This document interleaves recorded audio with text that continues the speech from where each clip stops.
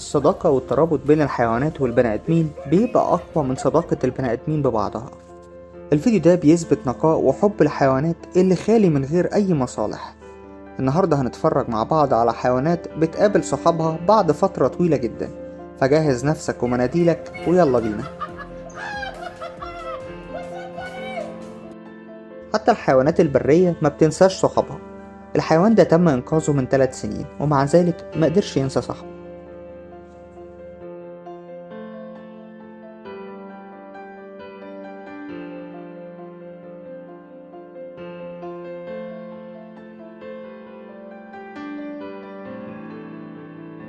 الكلب ده كان شغال في القوات البحرية مع شخص فضل مربيه من وهو صغير، وبعد تقاعد الكلب بعد 3 سنين خدمة صاحبه اتبناه. اتفرج على لحظة اللي شافه فيها.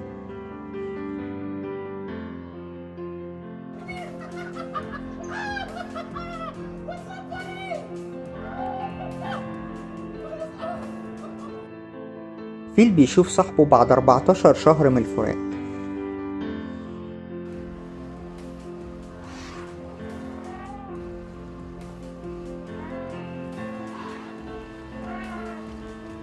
شمبانزي مش قادر يمسك نفسه من الفرح بعد ما شاف الناس اللي أنقذته وهو صغير، بعد ما لقيه في الغابة وهو مكسور من ضلوعه.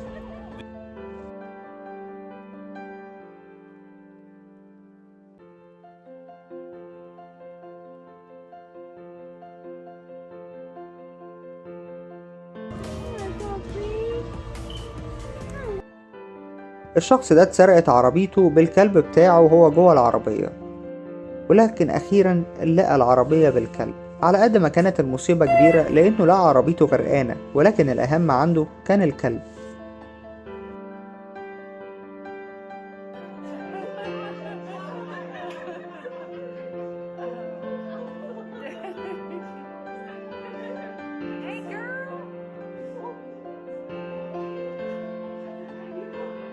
الأسود معروفين بالوحشية، ولكن اتحولت هنا لقطة لما لقيت اللي أنقذها من سنين وما قدرتش تنسى معروفه معاها.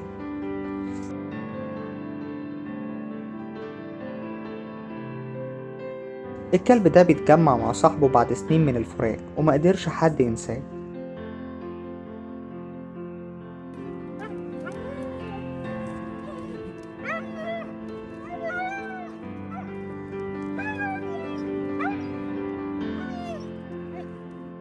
فرس النهر حيوان شرس جدا وغير متوقعين بالمرة، ولكن ده مش معناه انه ما عندوش مشاعر.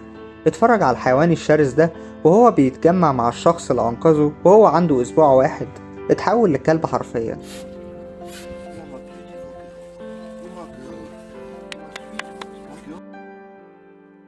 مفيش حب يضاهي حب الكلاب لصحابها، وخصوصا وهم راجعين من السفر.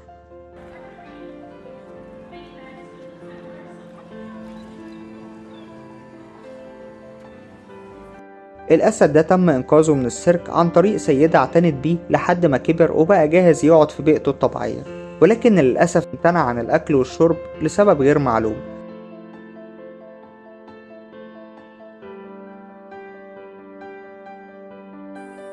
ولكن الحمد لله الأسد اجتمع تاني مع السيدة اللي أنقذته، واتفرج على تصرفاته اللي اختلفت تماما.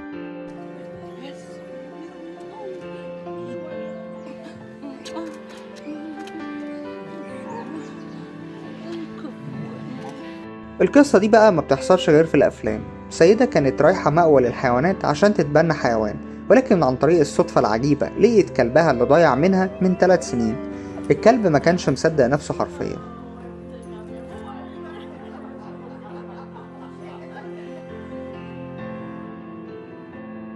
بعد 25 سنة من الفراق التقى الشمبانزي مع صاحبته اللي أنقذته من السيرك، وبعد السنين دي كلها لسه فاكرها.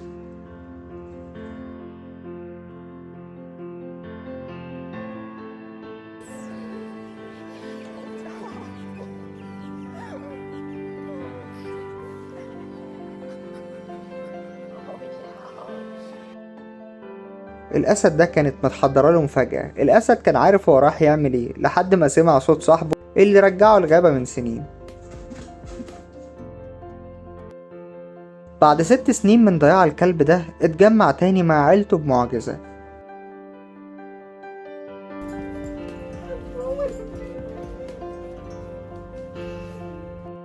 القرد ده كان بيعيط لما لقى صاحبته اللي ربته وهو صغير جاية تزوره.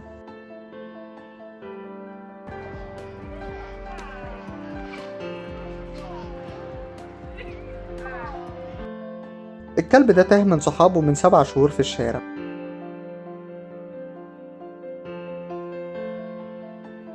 ولكن عيلته فضلت تدور عليه لحد ما لقيته.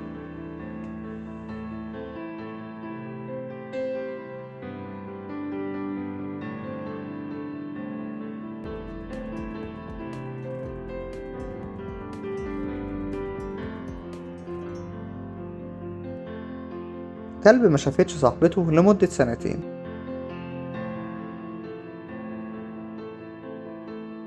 من الفرحة تقريبا أغمى على الكلب حرفيا.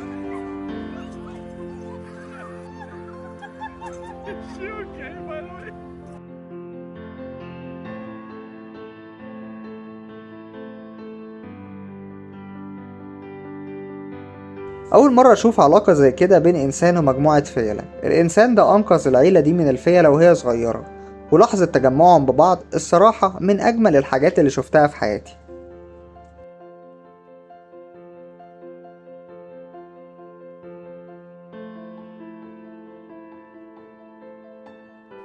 الشمبانزي ده من مرضه مامته سابته وهو صغير، ولكن العيلة دي قررت تربيه.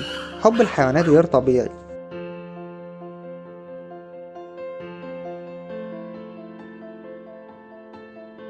البغبغان ده صاحبته سابته في مأوى للحيوانات بسبب شغلها، ولكن بعد شهور قدرت ترجع له تاني. وكان البغبغان فرحان جدا برجوعها بالرغم من ان صاحبته هي اللي سابته، ولكن الحيوانات ما عندهاش الكلام ده.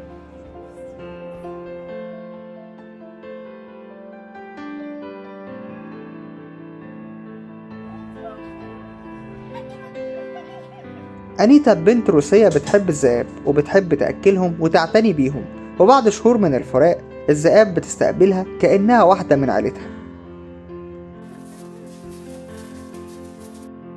الغوريلا كائن عصبي جدا وشرس. الغوريلا دي اتبناها مارك من وهي صغيرة ورباها، ولما كبرت رجعها لمكانها الطبيعي وسابها هناك. ولكن بعد 5 سنين رجع تاني، وأول حاجة حاول إنه نده عليها.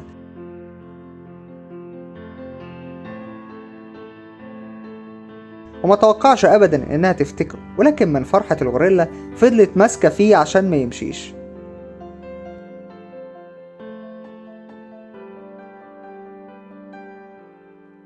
مجندة رجعت لبيتها بعد فترة قضتها في الجيش، ومقابلتها للكلب بتاعها كانت احلى مقابلة بعد شهور من الخدمة.